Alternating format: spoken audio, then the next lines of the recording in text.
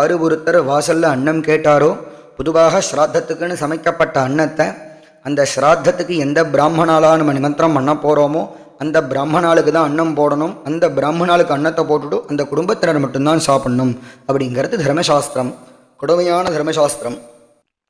மற்றவா சாப்பிடக்கூடாதுன்னே சொல்லப்படுறது. மற்றவாளுக்கு ஆகாரம் போடக்கூடாதுங்கிறது தாத்பரியம் இல்லை. திவசத்தன்னைக்கு ஸ்ராத்த தினத்தன்னைக்கு பித்திருக்களுக்கு உத்தேசித்து செய்யக்கூடிய அன்னம் அந்த விப்ரர்களுக்கும் மற்றும் அந்த குடும்பத்தினர் மட்டும்தான் சாப்பிடணும்னு இருக்குது. அன்றைய தினத்தில் மற்ற பிராமணர்களுக்கு வேறு சமைச்சு போடலாம். பிராமணாளுக்கோ இல்லை மற்ற அன்னதானமோ எதை வேணால் பண்ணலாம். அந்த அன்னத்தை போடக்கூடாதுங்கிறது சனாதன தர்மத்தில் இன்னை வரைக்கும் கடைபிடிச்சுட்டு இருக்கக்கூடிய ஒரு விஷயம். சாஸ்திரமும் அப்படி தான் சொல்கிறது. அன்றைய தினத்தில் வாசலில் பசிக்கிறது, எனக்கு ஆகாரம் போடுங்கோ அப்படின்னு ஒருத்தர் வாசலில் வந்து கேட்குறார். வாசலில் வந்து கேட்டால் ஐயாவாளுடைய கருணை, இந்த கருணைக்கு தான் சொல்ல வந்தோம்.